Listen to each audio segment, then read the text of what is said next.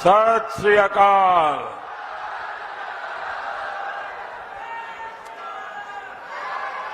मैं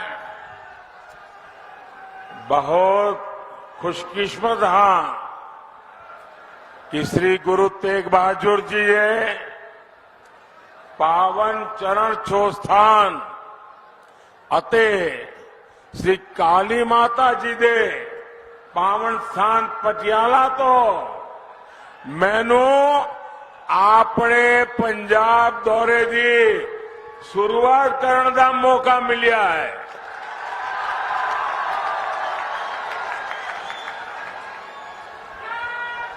साथियों, भारतीय जनता पार्टी के कार्यकर्ता के रूप में मैंने पंजाब में बहुत समय बिताया है। यहां के खेतों में, खलिहानों में, सड़कों में खूब घूमा हूं। वो दिन मुझे बराबर याद रहते हैं कि साथियों के साथ बारादरी गार्डन में सुबह सुबह टहलना और जोड़ियां भाटिया चौक में साथियों से गप मारना, सारी पुरानी यादें। और मैं देख रहा हूं आज मुझे काफी पुराने साथियों के दर्शन करने का भी अवसर मिला है। जब भी मैं पंजाब आता हूं, पंजाब से ये स्नेह और बढ़ जाता है। साथियों, देश में 5 चरणों का चुनाव हो चुका है और जनता जनार्दन ने मोहर लगा दी है कि फिर एक बार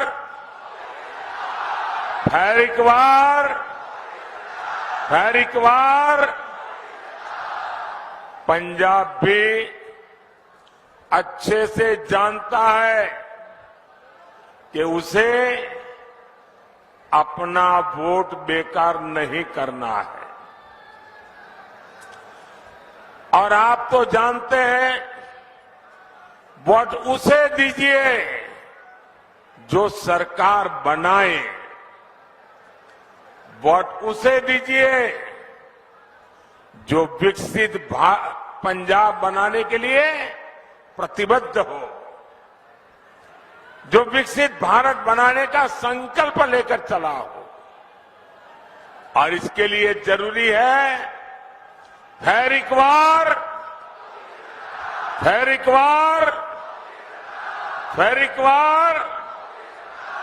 भाइयों बहनों, 24 का ये चुनाव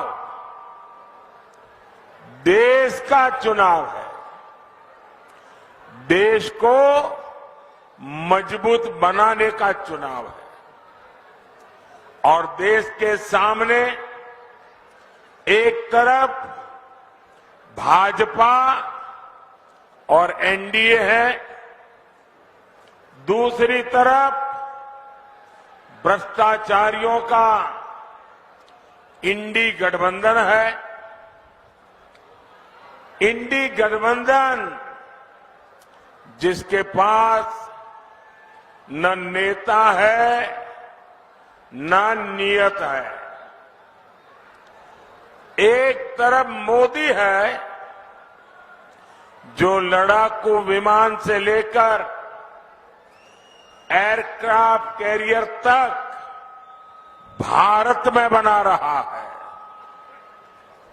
दूसरी तरफ इंडी गठबंधन है जो लिखित रूप में कहता है कि हमारे परमाणु हथियारों तक को समाप्त कर देना चाहिए।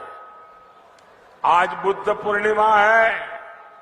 आज ही के दिन, बुद्ध पूर्णिमा के दिन, भारत ने अणु विस्फोट करके अपनी ताकत का परिचय करवाया था। साथियों, एक तरफ आतंकवादियों को घर में घुसकर मारने का साहस, दूसरी तरफ इंडी वाले हैं जो आतंकवादियों के एनकाउंटर पर आंसू बहाते हैं।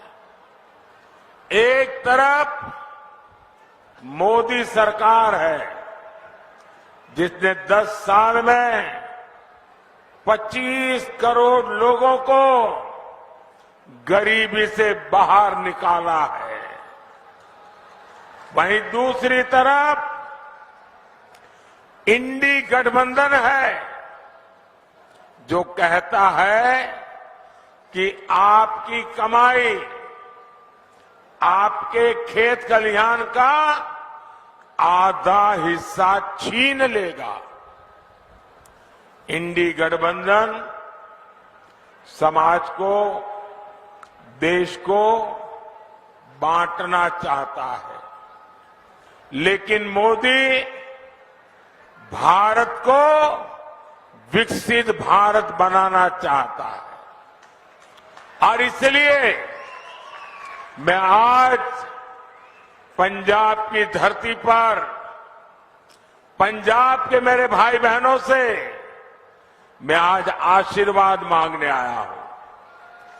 गुरुओं की भूमि पर सर झुका करके आशीर्वाद मांगने के लिए आया हूं। भाइयों और बहनों, राष्ट्र रक्षा हो, आस्था और संस्कृति की रक्षा हो या फिर देश का विकास, पंजाब ने, सिख समाज ने हमेशा आगे बढ़कर काम किया है। यहां के लोगों ने खेती से लेकर उद्यमिता तक देश के विकास को नेतृत्व दिया है।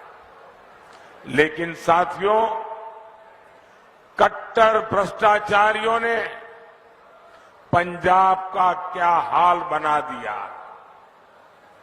यहां से उद्योग कारोबार पलायन कर रहा है और ड्रग्स का, नशे का कारोबार फल फूल रहा है। यहां राज्य सरकार का हुक्म नहीं चलता। यहां रेत खनन mafia, drug mafia, shooter gang की मनमानी चलती है। पूरी सरकार कर्ज पर चल रही है। सारे मंत्री संतरी मौज कर रहे हैं और जो कागजी सीएम है उन्हें दिल्ली दरबार में हाजिरी लगाने से ही फुर्सत नहीं है। क्या ऐसे लोग पंजाब का विकास कर सकते हैं?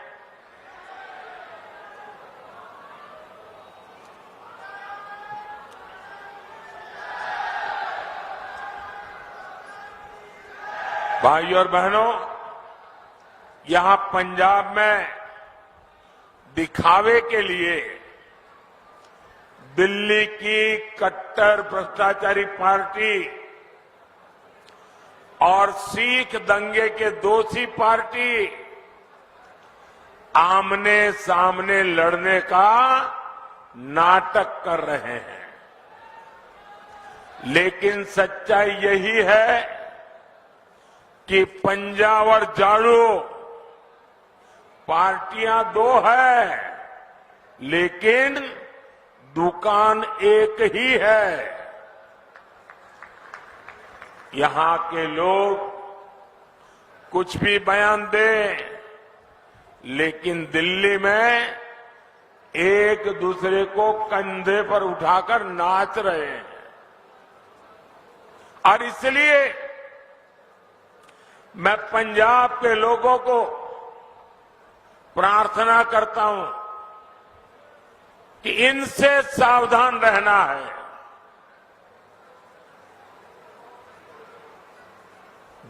जिसको वो अपना गुरु मानते थे, वो अन्ना साहब हजारे के साथ भी जो धोखा कर सकते हैं, वो दिन में 10 बार झूठ बोल सकते हैं। ऐसे लोग न पंजाब का भला कर सकते हैं, न आपके बच्चों के भविष्य के लिए कुछ देख करके जा सकते हैं। भाइयों और बहनों, इंडी गठबंधन को न विकास की परवाह है और न ही हमारी विरासत की चिंता। आजादी के बाद दूसरे दिन ही अयोध्या में राम मंदिर बन जाना चाहिए था, लेकिन कांग्रेस ने मंदिर का निर्माण रोका। अब जब मंदिर बन गया तो ये मंदिर को गालियां दे रहे हैं। आज दुनिया भर से श्रद्धालु अयोध्या पहुंच रहे हैं और उनका स्वागत महर्षि वाल्मीकि के नाम पर बना हवाई अड्डा करता है।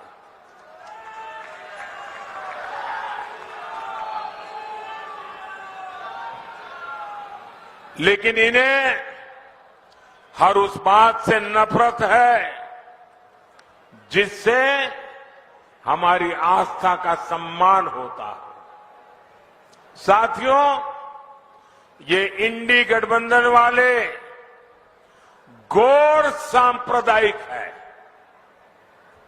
ये गौर जातिवादी है, ये गौर परिवारवादी है। सत्ता के लिए ये किसी को भी धोखा दे सकते हैं। साथियों, यही कांग्रेस है जिसने सत्ता के लिए देश का बंटवारा किया और बंटवारा भी ऐसा किया कि 70 साल तक हमें करतारपुर साहिब को दूरबीन से दर्शन करने पड़ते थे और हर कोई इंसान अपमान महसूस करता है। मैं कांग्रेस वालों को कहता हूं कि जब बांग्लादेश की लड़ाई हुई 90,000 से ज्यादा पाकिस्तान के सैनिक सरेंडर कर चुके थे। 90,000 से ज्यादा पाकिस्तानी सैनिक हमारे कब्जे में थे। हुकुम का पत्ता हमारे हाथ में था। और साथियों, मैं विश्वास से कहता हूं, अगर उस समय मोदी होता,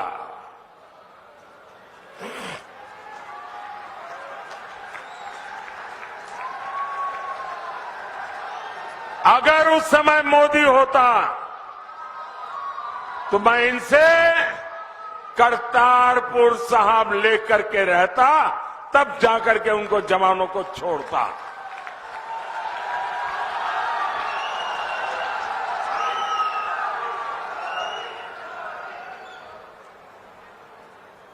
वो तो नहीं कर पाए,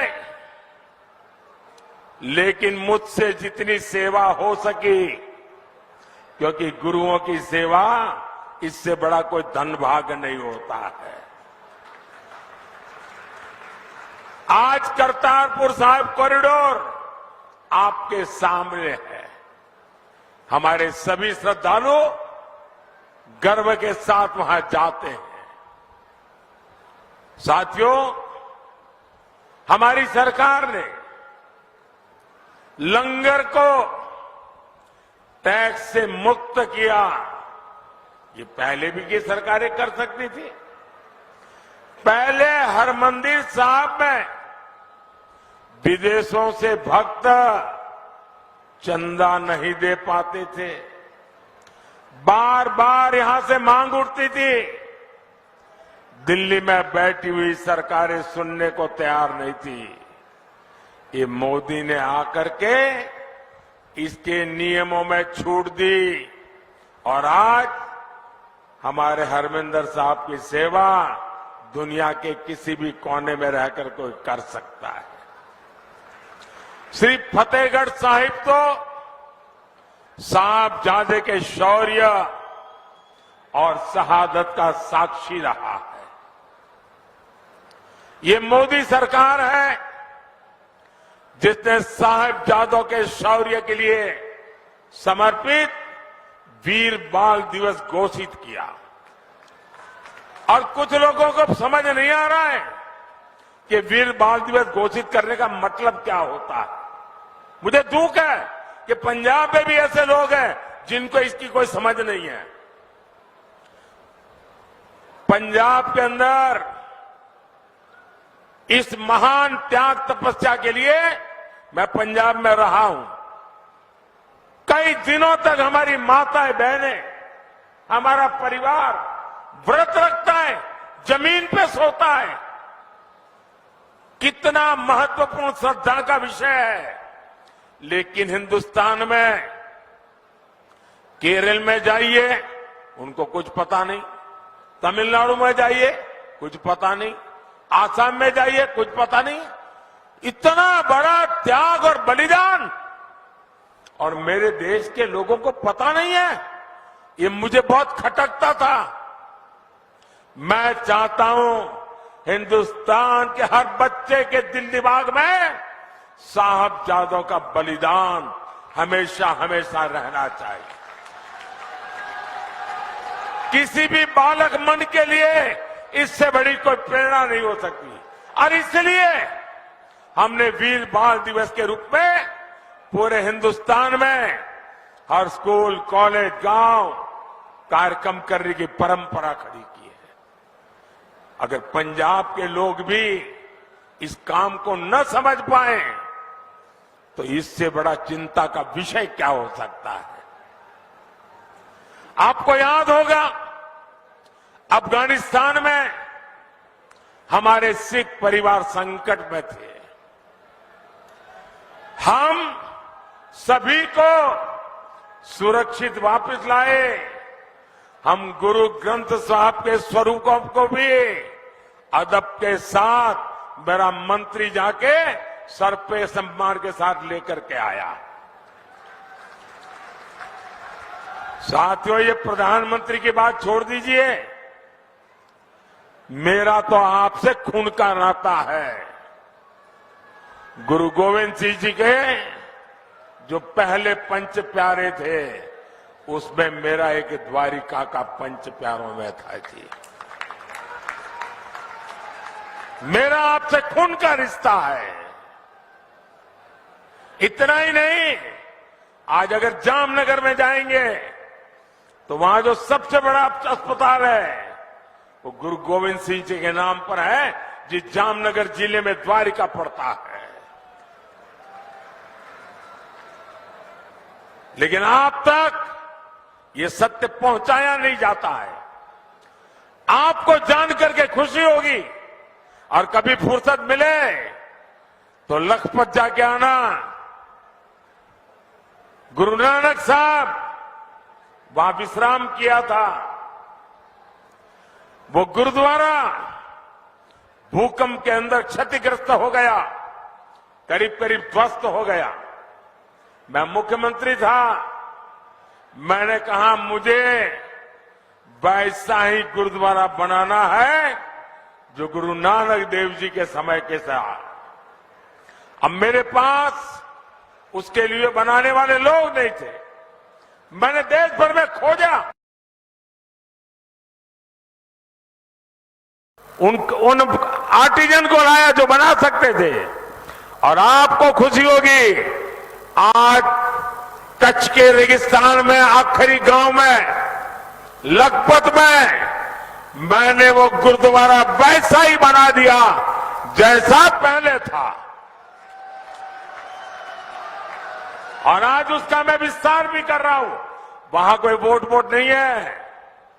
ये वोट के लिए मोदी नहीं करता है, श्रद्धा है इसलिए कर रहा है। गुरुओं के त्याग बलिदान के प्रति ये सर झुकता है मोदी का, इसलिए कर रहा है।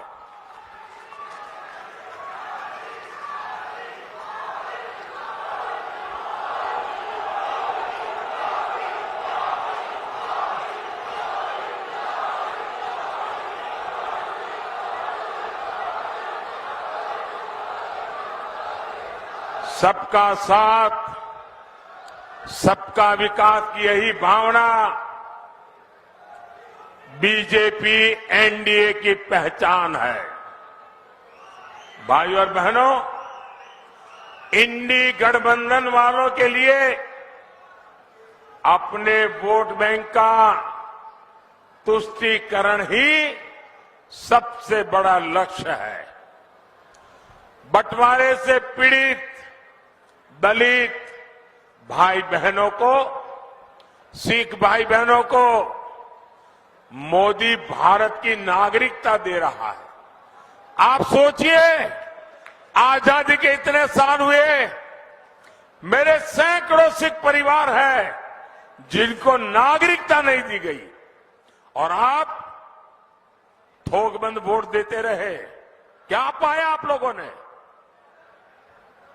सोचिए, साफ साफ बात करने वाला कोई मिलेगा नहीं आपको।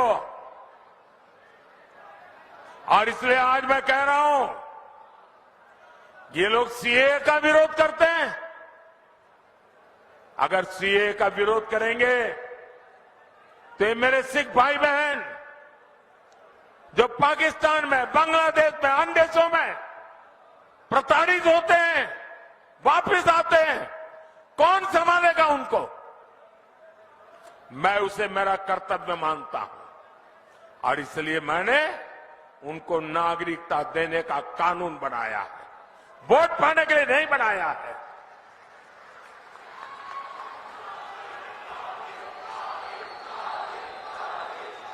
और ये इंडिया अलायंस वाले देख लीजिए, सीए के नाम पर दंगे कराए और ये आज भी कह रहे हैं कि वो वापस आएंगे तो सीए को खत्म कर देंगे।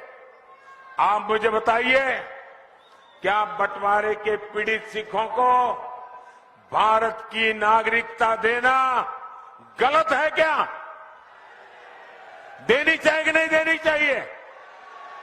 मोदी सही कर रहा है कि नहीं कर रहा है? साथियों, गुरुओं ने हमें सामाजिक न्याय की सीख दी है। इसलिए भाजपा दलितों, पिछड़ों के सच्चे सामाजिक सशक्तिकरण पर बल दे रहा है। मोदी ने देश और दुनिया में बाबा साहब आंबेडकर को समर्पित पंचतीर्थ बनाए हैं। संत रविदास के अनुयायियों का तो बार बार मुझे बनारस में स्वागत करने का अवसर मिलता है।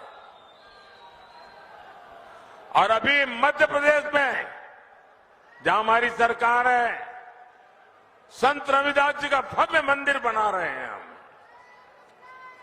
काशी में संत रविदास जी की जन्मस्थली का विकास किया जा रहा है। गरीब का बेटा हर गरीब की चिंता करता है। हर जरूरतमंद को मुफ्त अनाज मिलता रहेगा। इसके लिए मैंने मुफ्त राशन की योजना चलाई है।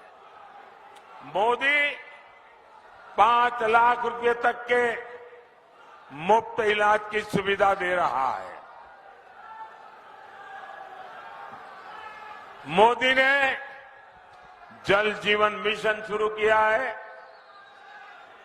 ताकि आपको घर में नल से शुद्ध पानी मिले।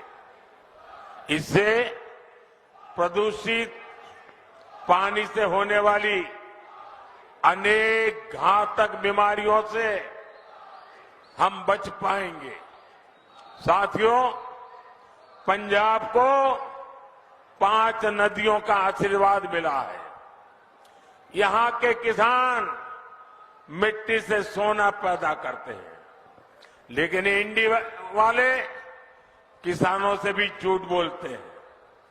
इन्होंने किसानों से एक वायदा किया, पूरा नहीं किया है। ये भाजपा है जो किसान कल्याण को प्राथमिकता देती है। बीते 10 साल में पंजाब से गेहूं और धान की रिकॉर्ड खरीदी हुई है। 10 साल में हमने एमएसपी में 2.5 गुना वृद्धि की है। यहां पंजाब के हर किसान को पीएम किसान सम्मान निधि के करीब 30,000 रुपये, एक एक किसान को 30,000 रुपये मिल चुके हैं। केमिकल खेती से धरती मां को बचाने के लिए हमारी सरकार नेचुरल फार्मिंग पर जोर दे रही है। साथियों, भारत तभी विकसित होगा जब पटियाला जैसा हमारा सेंटर विकसित होंगे। आने वाले 5 साल में भारत एक बड़े मैन्युफैक्चरिंग हब बनने की तरफ आगे बढ़ रहा है। इसका सीधा लाभ पंजाब को और पटियाला जैसे शहरों को होने वाला है। हमने एजुकेशन सेक्टर को विदेशी संस्थानों के लिए खोल दिया। इससे विदेशी यूनिवर्सिटीज भी देश में कैंपस खोल रही है। इसका लाभ भी पटियाला जैसे एजुकेशन हब को होगा। ये तो स्पोर्ट्स का एक बड़ा सेंटर है। मोदी का संकल्प भारत को खेल महाशक्ति बनाने का है और 2029 जब यूथ ओलंपिक होगा, 2036 जब ओलंपिक होगा, भारत तैयारी कर रहा है ये ओलंपिक हिंदुस्तान की धरती पर हो। और इसलिए खिलाड़ियों और स्पोर्ट्स इंफ्रास्ट्रक्चर पर इतना खर्च किया जा रहा है। भारत में ओलंपिक्स हो, इसके लिए हम पूरी तैयारी कर रहे हैं। इससे देश में स्पोर्ट्स इकोनॉमी का निर्माण होगा, नई नौकरियां, नए रोजगार बनेंगे। भाइयों और बहनों, 1 जून को आपको विकसित पंजाब के लिए, विकसित भारत के लिए वोट करना है। पटियाला से परिणीत कौर जी, फतेहगढ़ साहिब से गेजाराज वाल्मीकि जी, संगरूर से अरविंद खन्ना जी, भटिंडा से परमपाल कौर सिद्धू जी, फरीदकोट से हंसराज हंस जी को ज्यादा से ज्यादा वोट से विजयी बनाइए। और आप जब इनको वोट देते ना, वो वोट सीधा सीधा मोदी के खाते में जाता है। और इसलिए मैं आज पंजाब की धरती से, मेरी ये पहली चुनाव सभा से सभी पंजाब के नागरिकों को आग्रह करता हूं कि हमें पंजाब को बदलना है, हमें पंजाब को नई ऊंचाइयों पर ले जाना है, हमें पंजाब को वो पुराना गौरव वापस लौटाना है। और ये काम सिर्फ और सिर्फ भाजपा कर सकती है। मैं आपका साथ चाहता हूं, मैं आपका आशीर्वाद चाहता हूं और मैं आपको वादा करता हूं, ये मोदी की गारंटी है, आपका सपना ये मोदी का संकल्प है। मेरा पल पल आपके लिए, मेरा पल पल देश के लिए 24/7 फॉर 2047 ये मोदी की गारंटी है। मेरे साथ बोलिए, भारत माता की भारत माता की, भारत माता की। बहुत बहुत धन्यवाद।